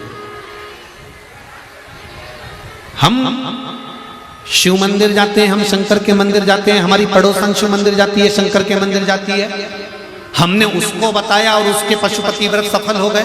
हमने उसको बताया, उसका गर्भ ठहर गया। हमने उसको बताया, उसका ये काम हो गया। और हम शंकर के मंदिर जा रहे हैं, उसके बाद भी हमारा काम नहीं हो रहा। उसका कारण क्या? उस कारण को हमें पकड़ना है और वो कारण यहाँ बताया जाए। वो कारण यहाँ पर वर्णित, वो कारण यहाँ पर निश्चित किया है। सिद्धि ने कहा, कार्तिकेय स्वामी यहां पर, कार्तिकेय बाबा यहां पर झूठा निर्णायक लेकर आए और झूठा पासा लेकर आए और खुद आकर खड़े होकर अपनी माता से कहते हैं, माँ, पिताजी चौसर खेलना चाहते हैं। और माता और पिता को वापिस चौसर खेलने के लिए बिठा दिया। माँ पार्वती, सासू माँ हारने लगी। तब उनके हृदय में दुख हुआ, आंख में आंसू झलका। मां की आंखों में आंसू आए और बेटा खड़ा खड़ा देखता रहे तो वो पुत्र का भाव नहीं होता। कार्तिकेय भी खड़े थे, गणेश जी भी खड़े थे। गणेश जी ने मां के आंसू पोंछकर पूछा, मां तू रो क्यों रही है? मां तेरे रोने का कारण क्या है? क्यों आंसू बहा रही हो? क्यों रो रही हो?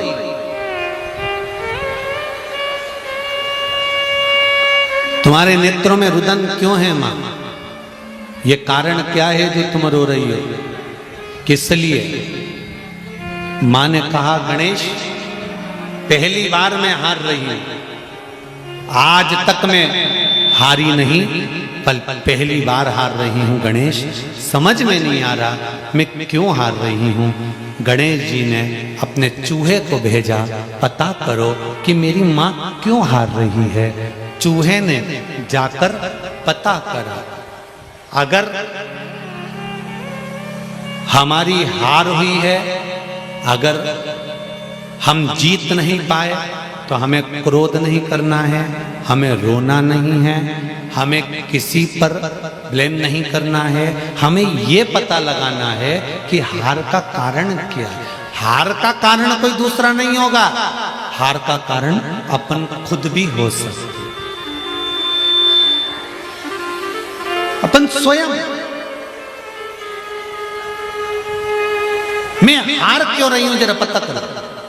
गणेश जी ने चूहे को भेजा, चूहे ने जाकर मालूम करा कि जो पासा पटका जा रहा है वो पासा अपने आप पलट जाता है। वो पासा कोई दूसरा नहीं, भगवान विष्णु है, भगवान नारायण है।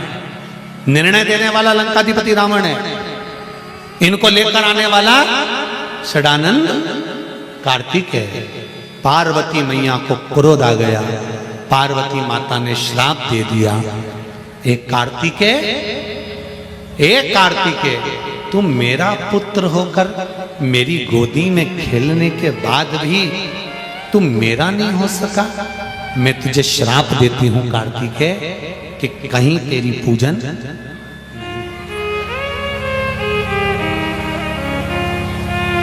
तुम मेरा होकर मेरा नहीं हो सकता।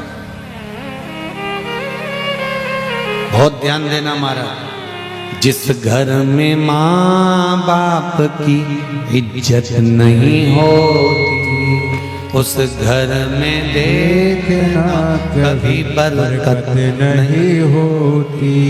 जहाँ माता पिता का आदर ना हो, जहाँ माता पिता का सम्मान ना हो, जहाँ बेटा अपने माता पिता को दुखी कर रहा हो, उस घर में बेटा लाखों का धन कमा लेगा तो भी सुखी नहीं रह पाएगा। जिसने माता पिता का आदर कर लिया वो सुखी है।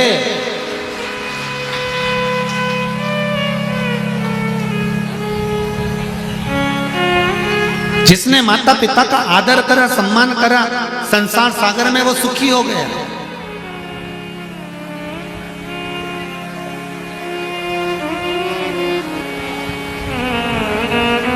वल्ली देवी की आंख में से आंसू बह रहे,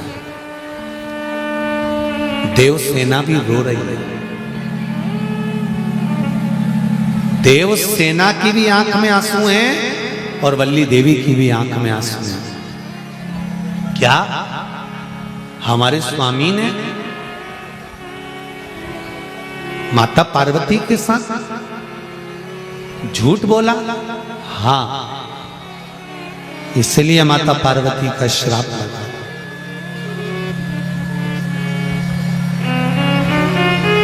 इस श्राप से मुक्ति कैसे मिलेगी?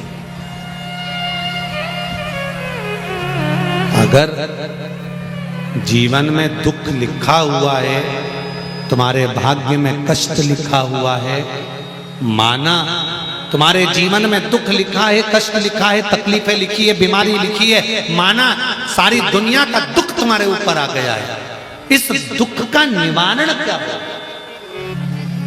पेट दुखेगा तो डॉक्टर को दिखाने के लिए जाओगे कि मेरा पेट दुख रहा है, तो डॉक्टर दवाई देगा। सिर दुखेगा, डॉक्टर के पास जाओगे तो डॉक्टर दवाई देगा। हाथ दुखेगा, डॉक्टर के पास जाओगे तो बताएंगे तो हाथ की दवाई देगा। ये हाथ दुखा, डॉक्टर के पास जाकर कहा। पांव दुखा, डॉक्टर के पास जाकर कहा। हमारे जीवन में अगर दुख का पहाड़ टूट पड़ा है, तकलीफें बढ़ती चली जा रही है, कष्ट आता चले जा रहा है, रोग बीमारी दुख बढ़ते चले जा रहा है, तो ये दुख मिटेगा कैसे? इस दुख को मिटाने वाला कोई दूसरा नहीं है, वो केवल एक देव अधिदेव महादेव है, जो दुख का निवारण कर सकते।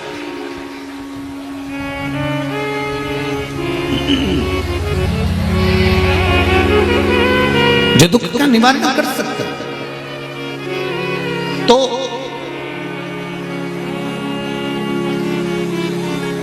हम क्या करें? बल्ली देवी ने पूछा, देवसेना ने पूछा, हमें करना क्या है, हम क्या करें? तो कहा, देवाधिदेव महादेव की शरण में जा। अगर माता ने अगर क्रोध कर भी दिया है तो पिता अगर गले लगा लेते हैं तो माता को भी संतुष्टि हो जाती है। जब अपने पति का चेहरा प्रसन्न देखती है धर्म पत्नी, तो सारे श्राप भूलकर वर प्रदान कर देती है कि मेरा बेटा अपने पिता के गले तो लगा है, अपने पिता के गले तो लगा। महाराज अब वल्ली देवी ने पूछा क्या करना चाहिए, तो रिद्धि सिद्धि का एक शब्द बड़ा सुंदर था, आप देवाधिदेव महादेव की आराधना करो, देवाधिदेव महादेव की आप आराधना करो, भगवान शंकर की आप आराधना करो, शिव की आराधना करो, बाबा देव आदिदेव महादेव के चरणों में जाकर विराजमान हो, शंकर भगवान की आराधना में लीन हो। शंकर की आराधना के लिए देवसेना और वल्ली देवी दोनों चली, दोनों जा। इनको भान नहीं था कि सावन का महीना, सावन का महीना था। एक कलश वल्ली देवी ने लिया, एक कलश देवसेना ने लिया, एक शिवालय, एक मेरा ओगड़दानी मेरा शंकर, वल्ली देवी और देवसेना दोनों एक साथ जल समर्पित कर रही हैं। जल समर्पित करते हुए शंकर भगवान अभी प्रकट नहीं हुए, शिव अभी सम्मुख नहीं आया, शंकर भी सामने नहीं आया। आप आए नहीं और सुबह हो गई, मेरी पूजा की थाली धरी। कारण क्या है?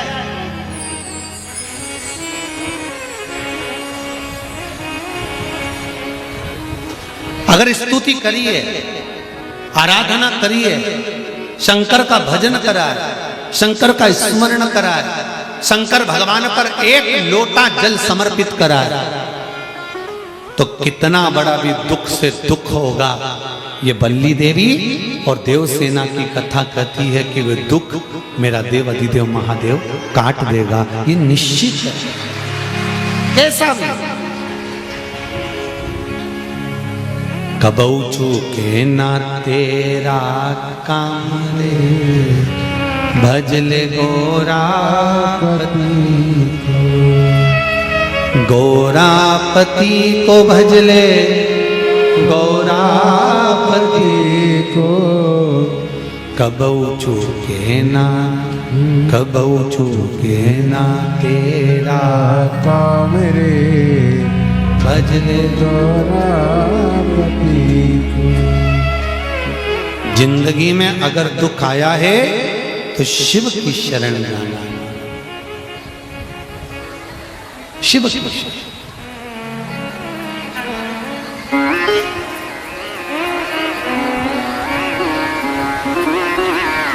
माना हम पापी हैं,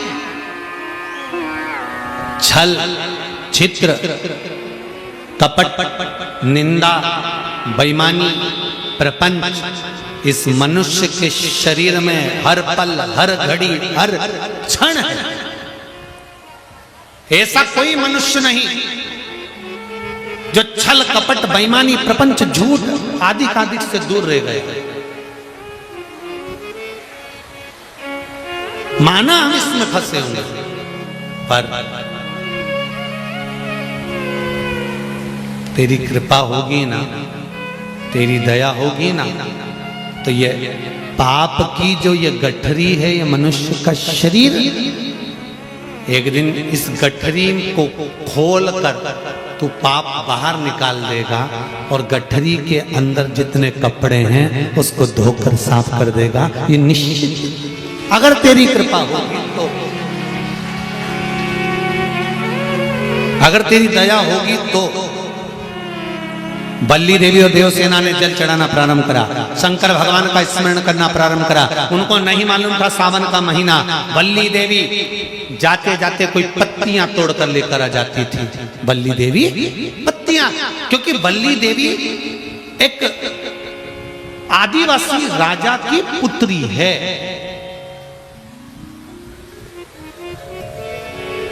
आदिवासी राजा की पुत्री, उसको भान नहीं है कि बेलपत्र कौन सी।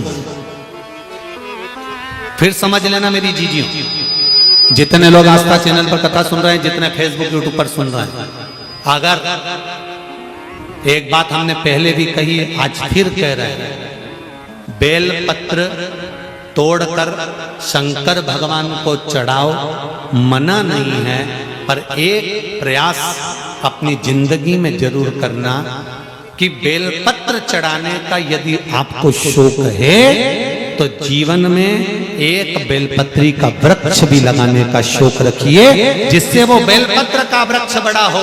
और बेलपत्र का वृक्ष जब बड़ा होगा, आप संसार में हैं नहीं हैं, हम संसार में हैं नहीं हैं, पर यदि बेलपत्री का वृक्ष रहेगा, आपके द्वारा लगा हुआ वृक्ष रहेगा, उसमें से कोई बेलपत्र तोड़ कर जब वो बड़ा हो जाएगा, उसमें से बेलपत्र तोड़कर कोई शंकर भगवान को चढ़ाएगा, तो जिसने बेलपत्री का पौधा लगाया है, उस बेलपत्र चढ़ाने का फल उसके भी खाते में चला जाएगा और उसकी भी जिंदगी संवर जाएगी। इसलिए बेलपत्र चढ़ाओ, मना नहीं है, पर बेलपत्र का एक पौधा अपने बगीचे में, आसपास में, मोहल्ले में, जहां तुम्हें मौका मिल जाए वहां जरूर अवश्य।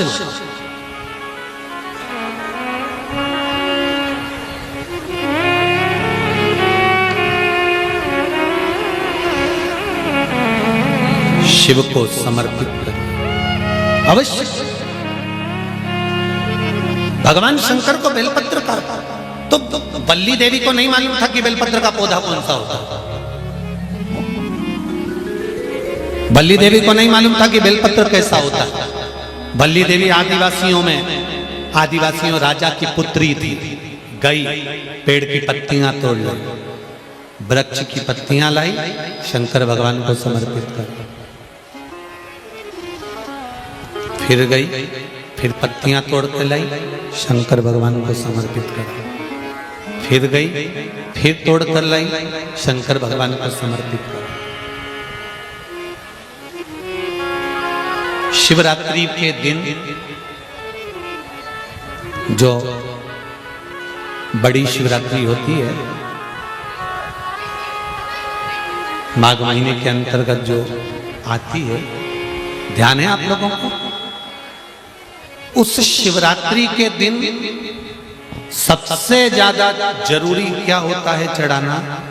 एक बेर। क्या जरूरी है? क्या बोलते हो? बेर की बोर, जो भी बोलते हो, जिसमें गुठली होती है और अपन लोग बोर खाते हैं, बेर खाते हैं। मात्र एक बोर, एक बेर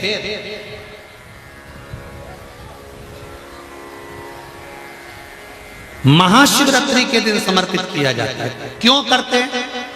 कि घर में जितने सदस्य रह रहे हैं, उतने सदस्य को जिंदगी में कभी कोई ऐसी बीमारी ना हो और हमारे घर में रहने वाले सदस्य की अकाल मौत ना हो। उसके लिए मात्र एक बेलपत्र की जगह एक बेर भी समर्पित कर देते हैं तो अकाल मृत्यु टल जाती है, अकाल मौत टल जाती है।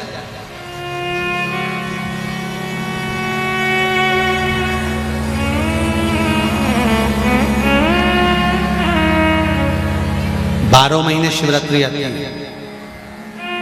जिसको 12 मासिक शिवरात्रि कहते हैं। हम कई लोगों से कहते हैं अगर जिंदगी में ज्यादा नियम नहीं ले सकते तो एक नियम ले लो, और उसका फल क्या होता है? ये मात्र 3 महीने की शिवरात्रि कर कर देखते हैं, केवल 3 महीने की शिवरात्रि, ज्यादा कुछ नहीं कर सकते। हर महीने शिवरात्रि आती है। प्रत्येक शिवरात्रि के दिन 3 जगह पर दिया लगाना प्रारंभ कर दो। पहला बेलपत्री के वृक्ष के नीचे, दूसरा शंकर भगवान के मंदिर पर, तीसरा आंवले के वृक्ष के नीचे। केवल ये 3 जगह पर दिया लगाना चालू कर दो। कौन से दिन? हर महीने की जो शिवरात्रि आती है, मासिक शिवरात्रि जो आती है, आप 12 महीने का नियम बनाओ कि मैं 12 महीने की शिवरात्रि का व्रत करूं ना करूं। मैं शंकर के मंदिर में 12 महीने जो शिवरात्रि आती है उस शिवरात्रि का नियम लेती हूं कि शिवरात्रि के दिन मैं दिया लगाने 3 जगह पर जाऊंगी। पहला, बोलते जाओ जम के, बेलपत्री के नीचे। दूसरा, शंकर भगवान के मंदिर में या शिव मंदिर की चौखट पर। तीसरा, आंवले के वृक्ष के नीचे। ये 3 जगह पर आप प्रणाम कर कर, झोली पसार कर बाबा देवाधिदेव महादेव, माता लक्ष्मी और पार्वती के नाम से दिया लगाना प्रारंभ कर दीजिए। 3 महीने की शिवरात्रि पूरी हो, ये निश्चित है अगला पत्र आपका इस जगह पर मिलेगा कि बाबा ने मेरा ये कार्य किया। ज्यादा कुछ नहीं कर सकते तो 12 महीने की शिवरात्रि आती है, उसका स्मरण करो।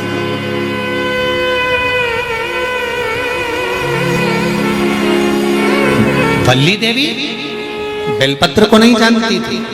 वल्ली देवी ने एक नियम बनाया कि चलते हुए रास्ते में जो पत्ते मिल जाएंगे मैं वो भगवान शंकर को समर्पित कर दूंगी।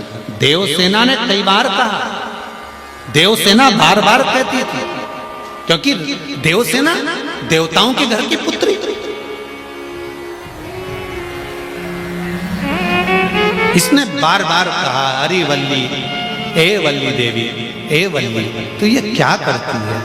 ये तुझे मालूम नहीं कि बेलपत्र होता कैसा है? तू पेड़ों की पत्तियां तोड़कर लाकर भगवान शंकर को समर्पित कर देती है, तो पत्तियां लाकर चढ़ा देती है। ये श्रेष्ठ है, ये श्रेष्ठ है।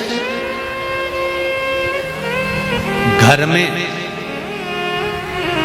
रोटी कैसी बनी है, सब्जी कैसी बनी है, अच्छी बनी कि बुरी बनी, घर में पूरा परिवार है, तुम्हारा पति भी है, तुम्हारी ननंद भी है, तुम्हारी देवरानी भी है, तुम्हारा जेठानी भी है, जेठ भी है, जेठ के बच्चे भी हैं, देवरानी के बच्चे भी हैं, सास भी है और ससुर भी है। पूरे परिवार में वो कौन सा सदस्य होता है जो भोजन में कभी ऐब नहीं निकालता? वो घर का केवल एक सदस्य होता है और वो घर का ससुर होता है। वो कभी भोजन में ऐब नहीं निकालता।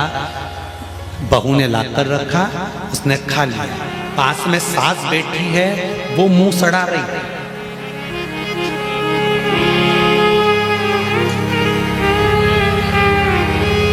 बोलो सही है कि गलत है? सास बैठी है, वो मुंह सड़ा रही है। थोड़ा नमक तो डाल देना था। रत्ती भर की अक्ल नहीं है। 6 साल हो गए शादी को, पर ध्यान तो हो। दिन भर मोबाइल में लगी रहती है। ऐसा भोजन बना के लाई है, कम से कम रोटी में थोड़ा सा घी लगाना था, ऐसा कर देना था। भोजन में खोट सब देख लेंगे। पति भी कह देगा नमक कम है, बच्चे कह देंगे मम्मी मिर्ची बहुत है, देवरानी कह देगी मैं बनाती तो अच्छी बनाती, जेठानी कह देगी तुझे कुछ नहीं आता। सब एक दूसरे के भोजन में ऐब देख लेंगे। सास भी ऐब देख लेगी और ससुर कभी ऐब नहीं देखता। जैसा ला कर दिया वो स्वीकार कर लेता है, प्रेम से आनंद से, कभी नहीं कहता। उसको जो मिला उसमें स्वीकृति है। उसी तरह मेरा देव अधिदेव महादेव है, उसको तुमने किसी वृक्ष की पत्तियां भी लाकर चढ़ा दी, कुछ सामान भी लाकर दे दिया, तुम्हारा दिल करा, तुमने जैसा भाव से उसको समर्पित करा, मेरे शंकर ने स्वीकार कर कर आशीर्वाद प्रदान कर दिया कि अब तेरा दुख, अब तेरा दुख कट गया, अब तेरा दुख समाप्त हो गया, अब तेरा दुख नहीं। वल्ली देवी पत्तियां तोड़कर लाकर शंकर भगवान को चढ़ा रही है। देवसेना बेलपत्र मंगवाकर शंकर भगवान का अभिषेक कर रही है। नित्य प्रति शिव की आराधना कर रहे हैं दोनों। शंकर भगवान प्रकट हो गए। प्रकट होते से ही मेरे भोलेनाथ ने पूछ लिया, क्या बात है, क्या चाहिए, क्यों मेरी आराधना कर रही हो, क्या चाहिए, क्या चाहिए? कबौ चूके ना तेरा काम रे, भजले गोरापति गोरापति को भजले, गोरापति को, गोरापति को भजले, गोरापति को। कबौ चूके ना तेरा काम रे, भजले गौरापति को। जिस भाव से आप शंकर भगवान को रिझाएंगे, जिस भाव से आप शिव जी की आराधना करेंगे, जिस भाव से आप शंकर भगवान की आराधना में डूबेंगे, शिव उसको स्वीकार करेगा।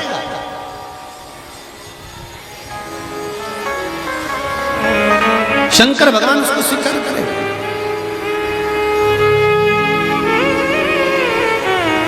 अच्छा देखिए, एक और बात का स्मरण करिए। दक्ष प्रजापति का सिर कटा, काय का मुंह लगाया? जम के बोलो जरा। बकरे का मुंह लगाया। कभी बकरे को हिंदी बोलते देखा है? अंग्रेजी, संस्कृत, तमिल, मराठी, गुजराती, तेलुगु बोलेगा? नहीं। फिर दक्ष प्रजापति को बकरे का मुख लगा, और बकरे का मुख लगने के बाद दक्ष प्रजापति ने शंकर भगवान की आराधना करी, शंकर जी की आराधना करी, और शंकर भगवान ने आकर दक्ष प्रजापति को वर प्रदान करा, दक्ष प्रजापति को वर दिया। तो भगवान देव आदिदेव महादेव ये नहीं जानते कि तुम कौन सी भाषा बोल रहे हो। देव आदिदेव महादेव तो केवल इतना जानते हैं कि तूने दिल से मुझे पुकारा है, तो मुझे तेरा यह कार्य कर कर जाना है। देव आदिदेव महादेव को तुम्हारी भाषा से मतलब नहीं पड़ता। देव आदिदेव महादेव को केवल इतना मतलब पड़ता है कि तूने दिल से कैसे, तूने बुलाया कैसे। अंत समय प्रभु आना पड़ेगा, वचन दिया तो निभाना पड़ेगा। आए ना आए प्रभु कुटुंब कबीरा, अंत समय प्रभु आना पड़ेगा। अंत समय तुझे आना। हम नहीं जानते स्तुति, हम नहीं जानते प्रार्थना, हम नहीं जानते कि मंत्र क्या है, साधना क्या है, ध्यान लगाना क्या है, हमें नहीं मालूम। हमें तो इतना मालूम है कि हम प्रार्थना करना जानते हैं, आपके चरणों में बैठकर आपको नमन कर कर अपने दिल की बात आपसे कहना जानते हैं। इससे ज्यादा कुछ नहीं जानते, हम इससे ज्यादा कुछ नहीं जानते। केवल अपने हृदय की बात आपसे कह सकते, आपसे बोल सकते, आपके चरणों में जाकर कह सकते। तेरे मंदिर में आना मेरा काम है, मेरी बिगड़ी बनाना तेरा काम। हम आ गए, आगे मर्जी। शिव जी प्रकट हो गए। शंकर भगवान ने प्रकट होते से पूछा, क्या बात है? वल्ली देवी, देवसेना, क्या बात है, क्या चाहिए? वल्ली देवी की आंख से आंसू बह रहे थे, देवसेना रो रही थी। श्रावण का महीना था, शंकर भगवान का अभिषेक वल्ली देवी और देवसेना जल से तो कर रही थी, पर नैनों के जल से भी शंकर का अभिषेक हो रहा था। शिव जी ने, ससुर ने पूछ लिया, क्या बात है, क्यों रो रही हो, क्या हुआ? गणेश जी का पूजन होता है पर कार्तिक स्वामी का नहीं। शंकर भगवान ने कहा, चिंता मत करो, मेरा वर है, तुम दोनों देवियों ने अलग अलग स्तुति करी है, अलग अलग पृथक पृथक पूजन करी है, इसलिए कार्तिकेय स्वामी की पूजन भी पृथक पृथक स्थान पर ही होगी, सब जगह नहीं। ध्यान देना जरा, इस कथा से 3 चीजें निकालेंगे अपन जो आपके जीवन में पूजन करते समय गलती ना हो सावन महीने। और ध्यान लगाकर सुनोगे तो आनंद आएगा और आपका जीवन सार्थक। 3 चीजें इस कथा में से निकालना। पहला, लोटे का जल इसने चढ़ा दिया, दूध इसने चढ़ा दिया, शहद इसने चढ़ा दिया, शक्कर इसने चढ़ा दिया। ये पंचामृत स्नान अलग अलग हाथ से हुआ, किसी ने कुछ चढ़ाया, किसी ने कुछ चढ़ाया, तो शास्त्र कहता है वर भी पृथक पृथक भाग में बट। बहुत ध्यान देना इस कथा से, सावन के महीने में हो सकता है आपसे और हमसे कुछ गलती हो जाए। जब हम पूजन करने बैठते हैं तो अगर पति जल चढ़ा रहा है तो पत्नी उसका स्पर्श कर कर चढ़ा ले, मना नहीं, मना नहीं। पर पंचामृत स्नान अगर ब्राह्मण देवता करा रहे हैं, पति जल चढ़ा रहा है, पत्नी दूध चढ़ा रही है, पति शहद चढ़ा रहा है, पत्नी शक्कर चढ़ा रही है, ये पृथकता हो।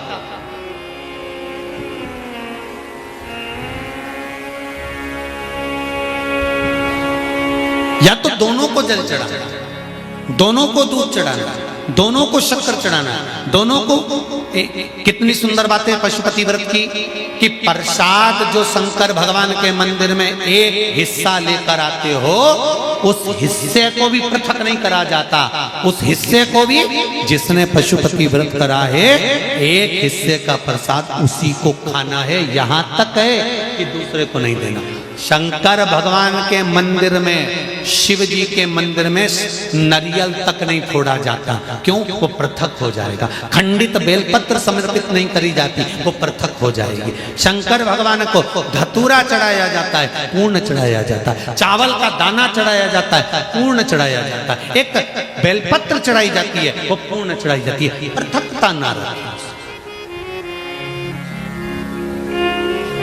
अगर वल्ली देवी और देवसेना दोनों अगर जल चढ़ा रही थी तो दोनों हाथ में जल के पात्र होते और दोनों चढ़ाती। पर एक जल ये चढ़ा रही थी तो एक जल का पात्र ये चढ़ा रही थी। उसने कहा कांवड़ की यात्रा है, एक डंडे में एक लोटा बांध, एक तुम लेकर चलो, एक हम लेकर चले। नहीं नहीं नहीं, जल ले जाओ, मंदिर तक भी ले जाओ, पर चढ़ाते समय अगर तुम चढ़ा रही हो तो जल के दोनों पात्र तुम्हारे हाथ में होना चाहिए, दूसरा नहीं। जल की पृथकता नहीं, पृथक भाव। फिर ध्यान दो दूसरी बात, शंकर भगवान के मंदिर में जाओ, शिव की स्तुति में जाओ, पति और पत्नी दोनों विचार कर कर जाए। सुनो जी, मैंने पशुपति व्रत करा, आपकी नौकरी के लिए करा। सुनो, मैं शंकर के मंदिर में आपकी नौकरी मांगने जा रही हूं।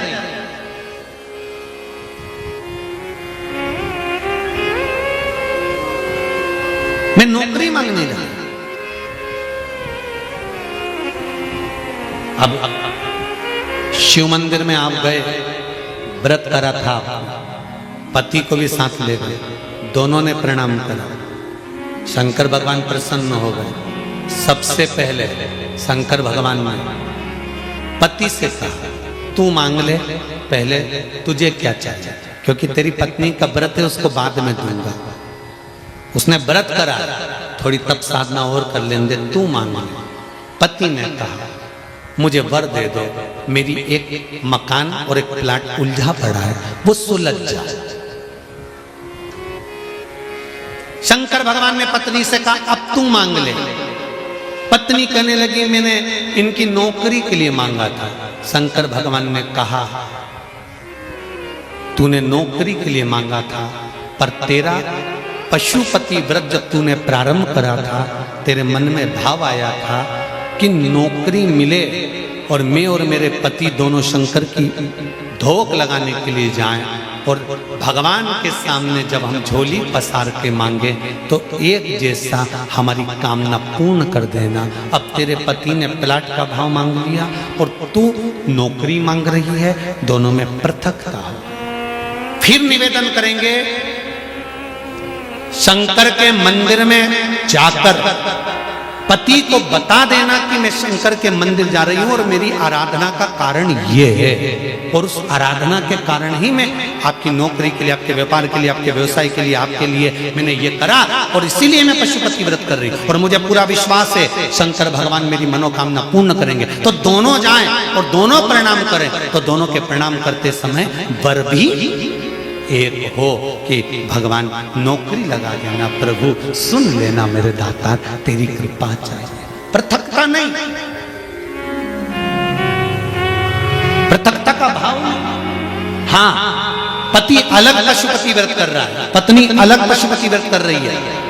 ये संकट सोमवार में भी होता है। जोड़े से जब संकट सोमवार किया जाता है ना, तो पति पत्नी को निर्णय ले लेना चाहिए कि हम किस चीज के लिए संकट सोमवार कर रहे हैं। पहले निर्णय लिया जाए, तब पति पत्नी दोनों संकट सोमवार का व्रत करें। अब व्रत कर लिया दोनों पति पत्नी ने संकट सोमवार का, जोड़े से पूजन कर रहे, जोड़े से अभिषेक कर रहे, और उद्यापन भी बोलो जम के जोड़े से कर रहे। और वर क्या मांगा?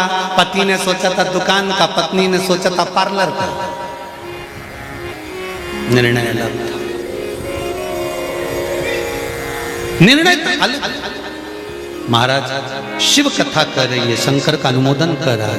3 सीख हमें बल्ली देवी और देवसेना से लेना है।